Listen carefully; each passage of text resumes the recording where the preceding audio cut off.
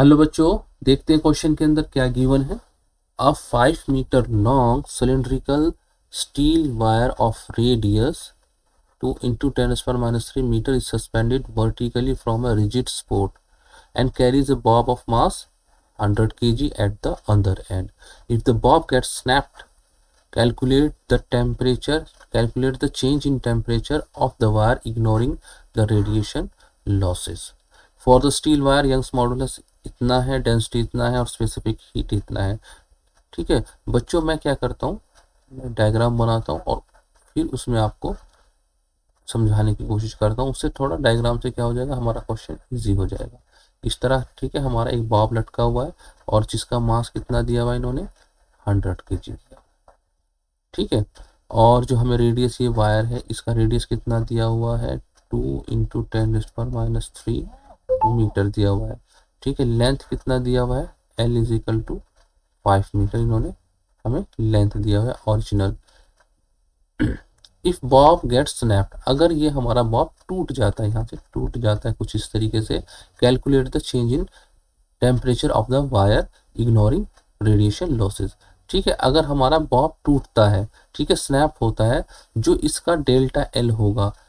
ठीक है, अभी तो क्या होगा, इसकी वजह से हमारा क्या होगा, देखो वेट नीचे की तरफ एक्ट कर रहा होगा, इसकी वजह से टेंशन होगा। ठीक है, और इसी वजह से हमारा डेल्टा एल होगा। अब डेल्टा एल होगा तो इसके अंदर वायर के अंदर क्या, हमारी इलास्टिक पोटेंशियल एनर्जी स्टोर हो जाएगी। ठीक है, due to weight there will be delta L, consequently elastic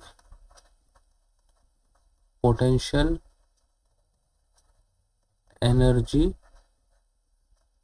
will be stored in the wire when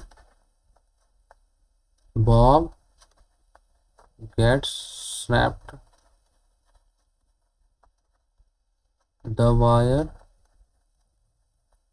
comes to the original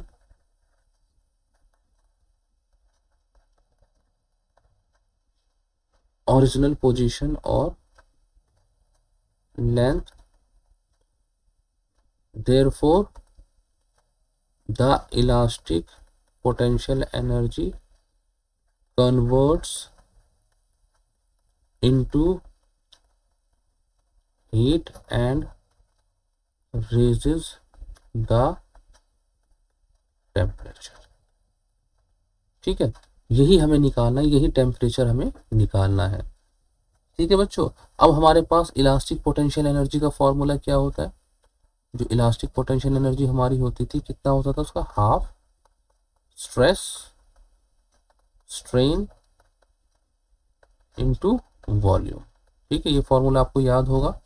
ठीक है, अब हम क्या करते हैं, strain energy store in the, हम ये एनर्जी निकालते हैं। हाफ स्ट्रेस क्या था हमारा, फोर्स अपॉन एरिया। फोर्स कितना है यहाँ पर mg है। ठीक है, ओवर एरिया। ठीक है, स्ट्रेन क्या होता था हमारा, delta L over original length. और यहाँ पर वॉल्यूम कितना है, वॉल्यूम हो जाएगा हमारा एरिया इंटू लेंथ।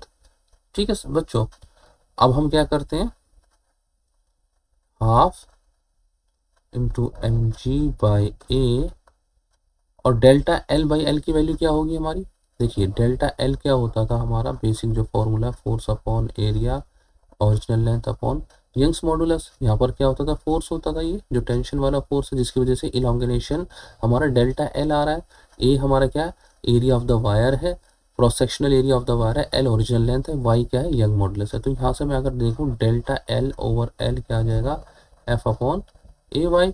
तो मैं यहाँ पर डेल्टा L/L की वैल्यू पुट कर देता हूँ F/AY into area into length जो कि वॉल्यूम है। एरिया ने एरिया को मारा। ठीक है बच्चों, अब हमारे पास क्या कॉन्सिक्वेंटली निकल के आया यहाँ पर, अगर मैं देखूं, हाफ, एफ की जगह भी मैं क्या लिख लेता हूँ, मैं इसको हटा के लिख देता हूँ mg लिख लेता हूँ। यही तो फोर्स है हमारा, m जी। तो यहाँ से मेरा क्या आ जाता है, हाफ एम स्क्वायर जी स्क्वायर, ठीक है। नीचे आ जाएगा हमारा ए एल अपॉन वाई, ये हमारा आ गया। अब हमें इसमें वैल्यूज डालनी है, ठीक है। जी हमें पता है, ओरिजिनल लेंथ पता है, एरिया ऑफ क्रॉस सेक्शन हम निकाल लेंगे क्योंकि रेडियस दिया हुआ है, और वाई भी पता है, लेकिन हमें अभी एम नहीं पता है। तो हम एम निकालते हैं। मास कैसे निकल जाएगा हमारा, डेंसिटी दी हुई है, ठीक है। और जो हमारा सिलेंड्रिकल इंटू वॉल्यूम, जो वायर है, ठीक है, वायर का क्या होता है, सिलेंड्रिकल शेप है, तो उसका फॉर्मूला होता है पाई आर स्क्वायर एल। तो मैं डेंसिटी हमें कितनी दी हुई है, 7860। पाई हमारा हो गया 3.14। रेडियस कितना दिया हुआ है हमें, 2 × 10⁻³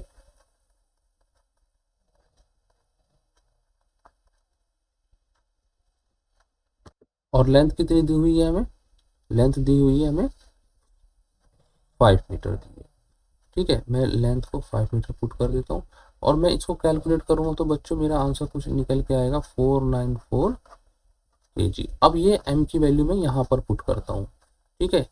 तो मेरा यहाँ पर कितना है, हाफ का स्क्वायर, ठीक है, जी 9.8 का स्क्वायर, ओरिजिनल लेंथ है मेरा 5 मीटर, एरिया कितना है, पाई आर का स्क्वायर, ठीक है। कितना है, पाई आर का स्क्वायर हो जाएगा। आर कितना है मेरा, 2 × 10⁻³ का स्क्वायर, और यंग्स मॉडुलस कितना दिया हुआ है बच्चों, 2.1 × 10⁻11।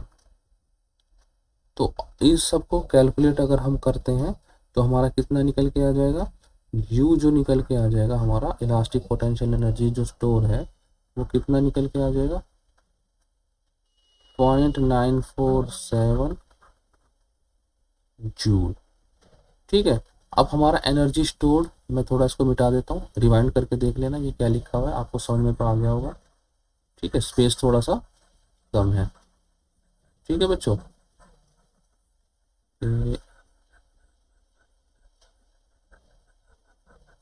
थोड़ा सा लेंथी कैलकुलेशंस हैं मगर, but you have to do this, you have to practise a lot, ठीक है। अब एनर्जी रिस्टोर्ड हो जाएगी हमारी इनटू हीट एनर्जी, ठीक है। और हमारा डेल्टा क्यू, हमारा जो हीट रेज होता है, क्या फॉर्मूला होता है, M S into delta T. Delta M क्या होता है, हमारा मास होता है, एस स्पेसिफिक हीट होता है, और delta T change in temperature, ठीक है। डेल्टा क्यू, यही डेल्टा क्यू किसके इक्वल होगा, हमारा इंटरनल एनर्जी, जो इलास्टिक एनर्जी स्टोर्ड है, ठीक है, यही हीट में कन्वर्ट होगी। तो मैं यहाँ लिख लेता हूँ 747। मास कितना है हमारा, मास हमने निकाला था 0.494, और स्पेसिफिक हीट हमें ऑलरेडी दिया हुआ है 420, और डेल्टा टी हम कैलकुलेट करने जा रहे हैं, ठीक है। और डेल्टा टी जो हमारा निकल के आएगा, यहाँ से क्या निकल के आएगा बच्चों, हमारा आंसर निकल के आने वाला है 4.39 × 10⁻³ डिग्री सेल्सियस, ठीक है। डिग्री सेल्सियस, थोड़ा बड़ा ये छोटा, ये हमारा डिग्री सेल्सियस, जो हमारा रेज इन टेम्परेचर कितना हो जाएगा, 4.39 × 10⁻³ डिग्री सेल्सियस, और ये हमारा क्या है, फाइनल आंसर है। आई होप बच्चों आपको समझ में आ गया होगा। Good luck, goodbye, thank you.